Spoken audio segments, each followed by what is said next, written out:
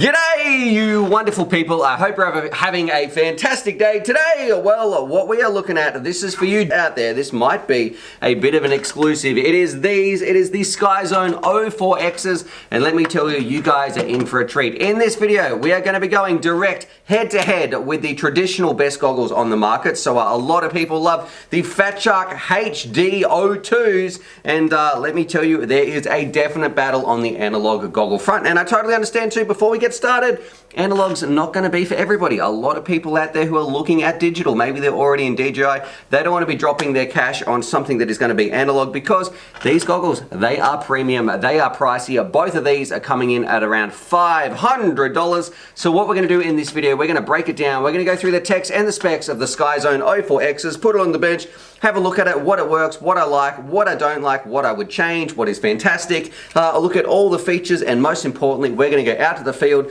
fly around, I'll show you my impressions, we'll show you some DVR, and we'll also hand it over to Wingman Jono, who's out in the field as well, get another pilot's impression on these goggles, and just find out, are they going to be right for you? You're about to drop some cash, you want to get into FPV, you want to get your goggle choice right. If you are going to be buying any goggle, please, please, please do your research. Now, before we get started, I should say as well, there is, I've got them over here, I can just show you.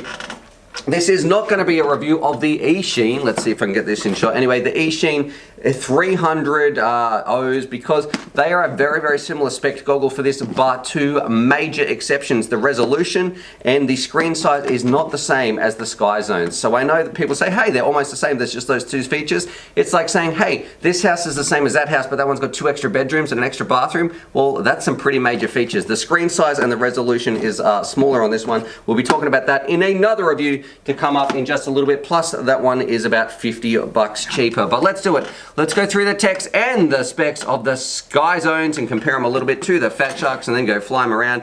Both of these goggles are coming in at around the $499 mark. You don't get any antennas with these. Both of these have 46, I've got some little notes here, 46-degree field of views. And the resolution on both of these is 1280 by 960. So you can see a very, very similar goggle when it comes to, I guess, their price point, their resolution, and their field of view. Almost identical, and both of these are OLEDs as well. I'm going to take these antennas off here because that is something that doesn't come with the SKYZONEs. And SKYZONE, if you are watching this or looking for some feedback, please include some antennas in your box. Like, this is exactly what we love about you as a company. SKYZONE, they listen to what we say. We said, hey, can you please make us a, we really like your goggles, but a lot of people want a module bay. What have they done this time? They've put module bays in here. So you can see, if I click this off, you've got our little rapid mix receiver. Hopefully that's going to be in shot in roof cam. But you've got your rapid mix receiver right there. Can you please put an on-off switch? They were one of the first companies to do that, because Fat Shark refused to do that for a long time. They love the on and off switch, you know. They're just a fantastic goggle that they keep listening. Now, some of the things that have changed on this one, flipping it over, let's have a look. So we talked about those gorgeous screens before. 46-degree field of views. It is like sitting in the middle of the cinema. Some of the biggest screens that you can have.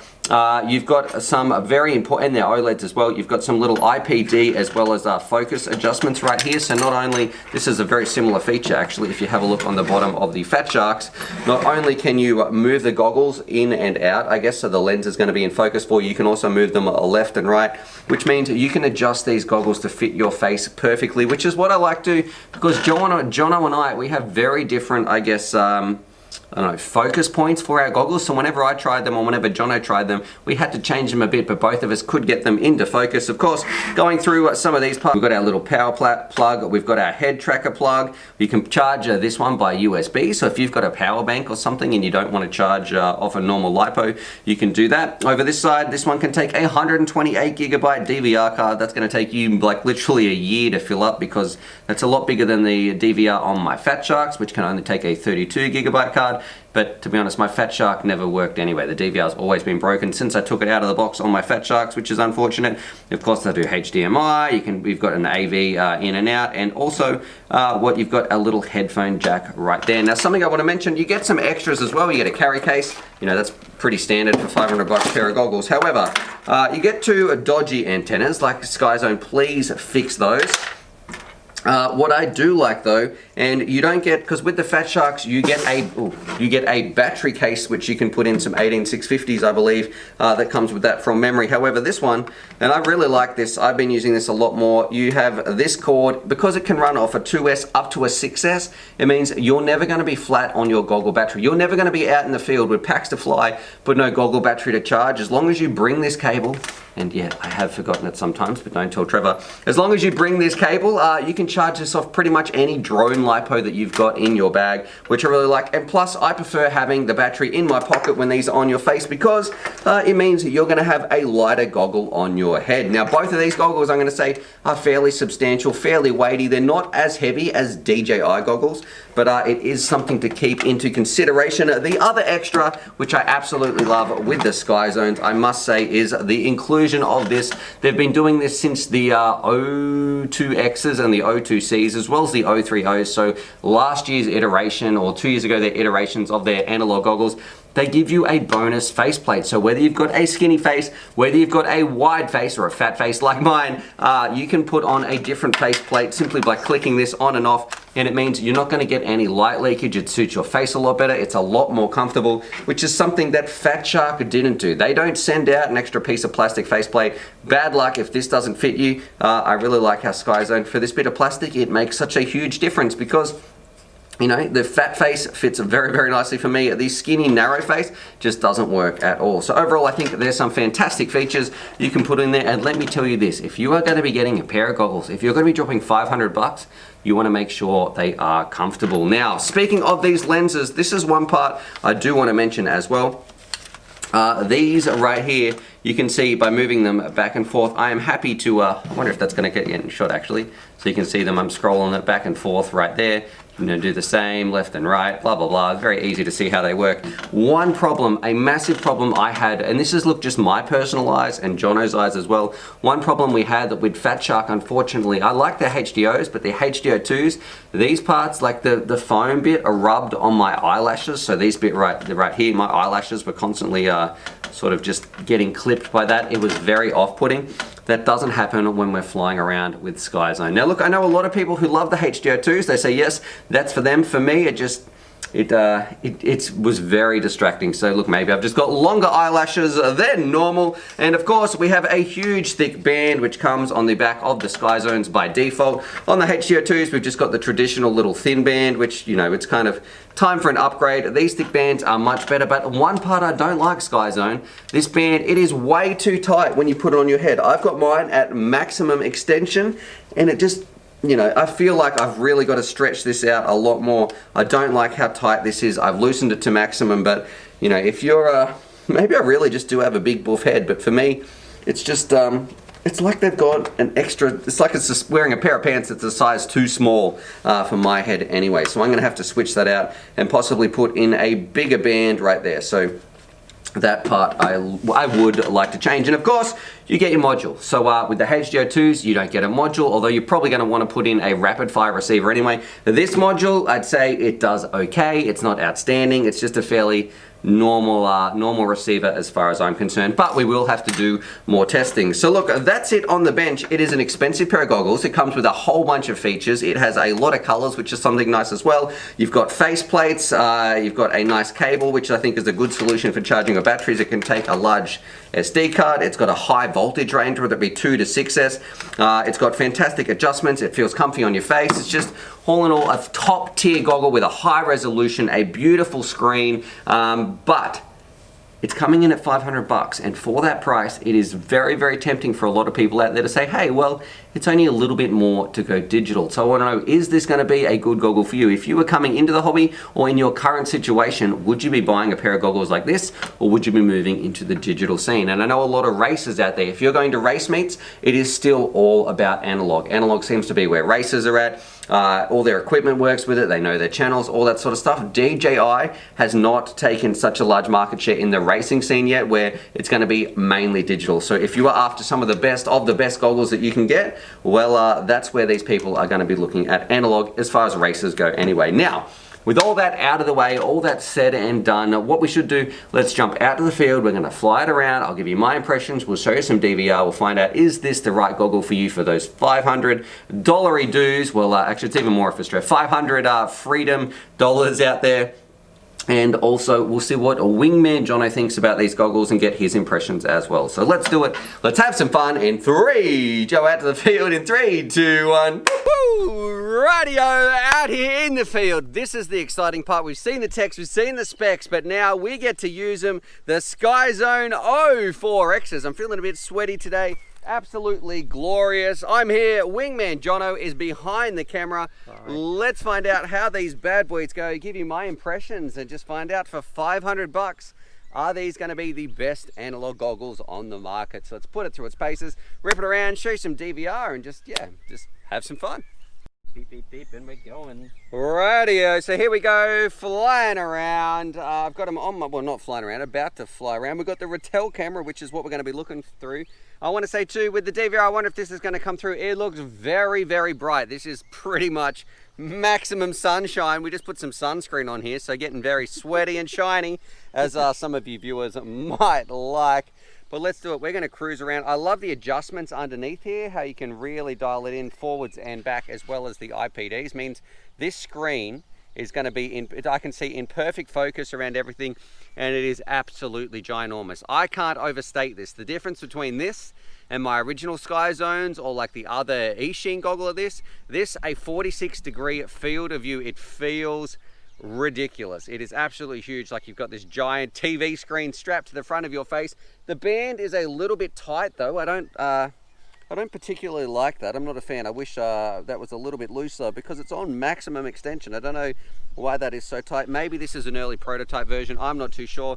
They did send me some other stuff as well, because I don't even know if any of these are out in the wild. But let's go for a rip. I've pressed the wrong button there. Go backwards. I've just gone to racing mode. Oh my goodness. There we go. Starting the DVR. Something I do love actually is SKYZONE's menu. I know, Jono, you've used SKYZONE a lot in the past. We're clear from the drone? Yeah, absolutely. All right, let's do this.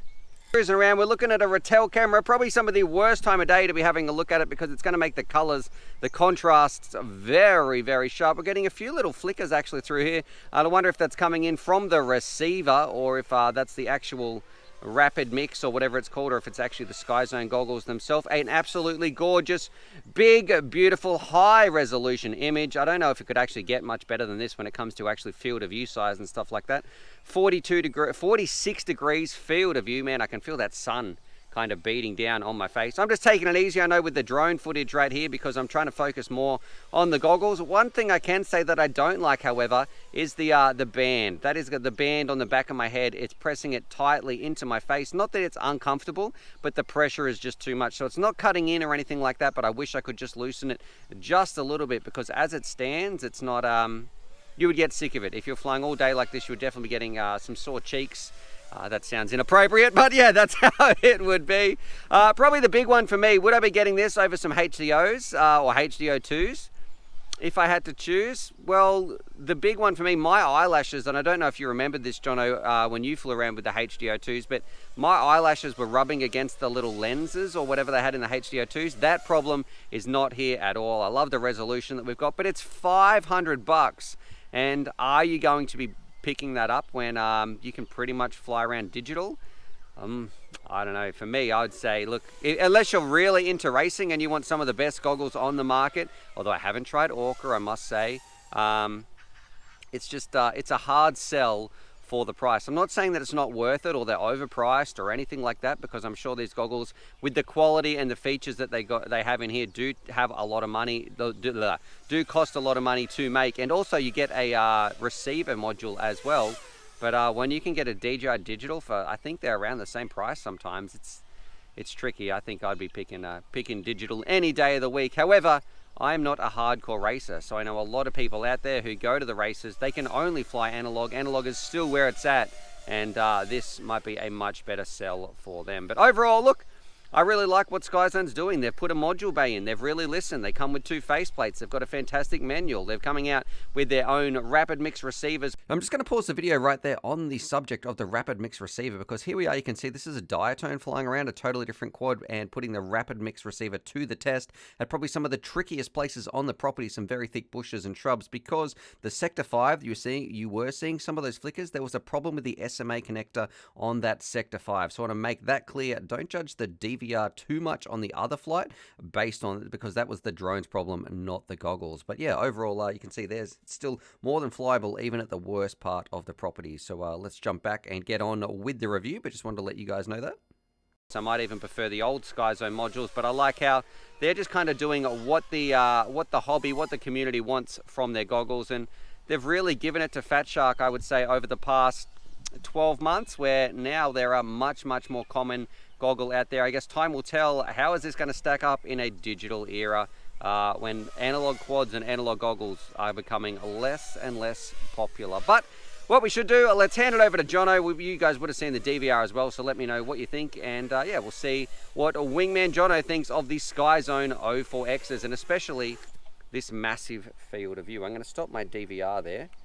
They're feeling very warm in the sun, actually, so there we go. DVR is stopped. Very responsive menu. Do I have any marks on my face or anything like that? Yeah. So, sunscreen aside. Yeah, nice raccoon eyes going on there, yeah. You know what, when you take it off, you can really tell how much it does block the light out, because you kind of like, man, it is bright out here. And it is ridiculously bright today. But yeah, overall, it's definitely a solid choice of goggles. I do wish they gave you some antennas and that sort of stuff, but I don't know, for the price point, it's a lot of money. It's a great goggle, but I don't know if I'd be getting this, or, well, I do know, I'd be getting digital over this, but I understand that there is a market for people who want some top-notch analog goggles. Anyway, enough rambling from me. Let's hand it over to Wingman Jono and see what he thinks as well. Bro, so Jono, you're doing some adjustments. What do you mean? You got the masks on as well, being nothing but COVID safe. And let me say, look at this glorious shirt, mate. Absolutely smick. Coconuts, pinatas, you are in holiday mode. Oh yeah, I you know, long weekend, so I got to be in holiday mode, but I'm also trying to make up for Granger not being here, and he's normally one wearing the Larry stuff, so that's hey, there we go. All right, what do you think about the adjustments here? You can slide it in and out. Where's the IPD? I got the in and out for forward and back. Yep, so just closer to you, I believe. It's like a slider rather than a rolling sort of dial. Hold on, I'm going to have a look-see actually. Yep. Oh yeah, so you got sliders and rollers. Yep. Gotcha. Cool. That's pretty neat. I do like having both ways, because I find getting my eyes in focus is really difficult sometimes, and sometimes I have to, like, you know, try and have it like tilted up or down a little bit to get that focus right, depending on the goggles. You know what's crazy? Like, people like SKYZONE makes amazing goggles, but I'm going to cut to Eachine here. Eachine did that about 4 years ago with the EV100. It's not a goggle that I recommend at all anymore, and there's a lot of controversy behind it, but they were the first people that kind of offered that dual focus capabilities. I accidentally tapped that roller a couple of times. What does that do? It depends. That will probably cycle between band and channel. If you haven't pressed anything else, you're good. Oh, so you can click it once without it stuffing up. Yes, okay, yes. Yeah, I've done that once, so that's fine. Everything looks fine. I think it might make it explode, but other than that, let's rock and roll. It's the detonate button. First impressions on your face? First impressions on my face, yeah. I see what you're saying about it being tight. And that's at maximum extension as well, because, you know, I've really tried to loosen it out there. But on the flip side of that, there's no light leakage I'm seeing really. Except for those like, little 2 dots you're saying when you look up. But if I don't look up, I don't see it. Yep. It's really got like, really big screen in here. It's got a real cinema screen feel to it. Like, I feel kind of like I'm sitting in the cinema, except a little bit more boxy because of the format of the... it is 4x... we are in 4x3. Yeah, because of 4x3. If that was 16:9... it'd be dead set. Look, I'd feel like I'm in a cinema. It's wild, really dark, really big screen. And this is interesting too. This is important because I've been flying around so much digital where the screen is like ridiculous, right? It's like it is a home theater for you. Yeah. You're used to flying SKYZONEs, so this is interesting. You've been still in the analog ecosystem. So I'm still flying the SKYZONE VO2s, the really old ones, not the O2Xs, the VO2s. Okay, so they're about 3s old. And how have they held up for you? I still really like them because I just find them easy to use. Like I'm saying, with the menus and the cycling bands is really quick and easy. The inbuilt module works like really decently. I haven't really felt Like, because I'm always looking for bang for buck and stuff like that. I haven't really felt like anything's really edged out enough to make me want to have it straight up. Okay. Like, yeah, if I was looking for something luxury, go on a digital system, yeah, I'd like to do that. But in terms of just running the analog, it's still just right. Awesome. Yeah. All right, well, let's take this for a rip. We'll see what you think. I haven't flown in ages, so here we go. Yep. Whoa, a little bit sketchy. What do you mean sketchy? I mean, as in my flying, because I haven't flown in ages. Too easy? Well, you just take it easy on the drone and focus more on the goggles. That's the main part of we're this. just going to do a slow loop around and just to get my thumbs back on the sticks again. Yep. Yeah, so yeah, I'm really liking having a big screen and stuff like that. It's yeah, nice res on it. Like you're saying, it is a very bright day, so it does look a little bit washed out. Yeah, it'd be interesting to try that with some different cameras and yeah, stuff. different cameras, or maybe even just fiddling with the actual settings might be pretty good. But yeah, oh man, really nice big screens. Later when I put my VO2s back on, I'm going to be like, why is this so tiny? Because I haven't used those in a few months either, so yeah. What do you think about the price point? It's $500, mate. $500 US. Cha-ching, ka-ching. What do you think about that? Yeah, it does, it feels very pricey, but like, yeah, if these hold up in terms of like, you know, the receiver stays good, it functions nice and fast, you know, in terms of like switching bands, getting prepped for races and things like that, I could see it being a thing. I feel like, yeah, where the analog needs to work on is just like work on its strengths and have like low latency and work on getting the screens bigger and stuff. So we've got like nicer vision. What about compared to, so these are kind of a competitor to the Fat Shark HD02s. Now you've tried those goggles out as well? Yes, I have tried those. Between the pros and cons of them, and what do you think about this goggle or that goggle if you had to choose? It's a real tough one again, because the HDO2s were quite expensive. They were they're about the same price, mate. They're $490. Oh, so in comparison to these ones, yeah. They're literally on par, I think, with the price. So yeah, I don't know. With the Fat Sharks, like I really liked what they were doing. They looked good.